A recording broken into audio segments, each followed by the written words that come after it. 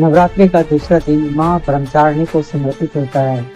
ब्रह्मा का अर्थ है तप और चारिणी का अर्थ है आचरण करने वाली, अर्थात जो ब्रह्मचार्य और तप का पालन करती हो, वे है माँ ब्रह्मचारिणी। कथाओं के अनुसार जब माँ पार्वती ने भगवान शिव को पति रूप में पाने के लिए कठोर तप किया, तब ब्रह्मचारिणी कहलाई। उन्होंने हजारों वर्षों तक केवल फल फूल खाकर, कई वर्षों तक केवल निर्जल रहकर कठिन साधना की। इस तपस्या से प्रसन्न होकर भगवान शिव ने उन्हें अपनी अर्धांगिनी स्वीकार किया। माँ ब्रह्मचारिणी का स्वरूप अत्यंत तेजस्वी और दिव्य है।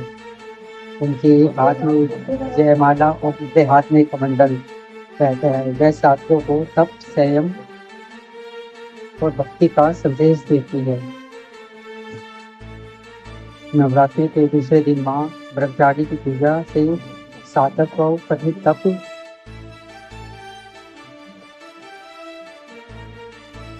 नवरात्रि के दूसरे दिन माँ ब्रह्मचारिणी की पूजा से साधक को कठिन तप, आत्मसंयम और एकाग्रता की शक्ति प्राप्त होती है।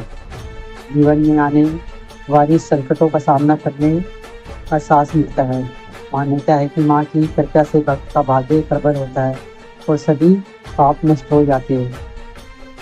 इस दिन का विशेष रंग सफेद है, जो शांति, पवित्रता, सरलता का प्रतीक माना जाता है। भक्तजन सफेद वस्त्र धारण करके माँ ब्रह्मचारिणी की पूजा करते हैं। पूजन में चीनी या मिश्री का भोग अर्पित करने से आयु और सुख समृद्धि की प्राप्ति होती है। माँ ब्रह्मचारिणी की उपासना हमें यह सिखाती है कि संयम, धैर्य और तप जीवन की सबसे बड़ी पूंजी है।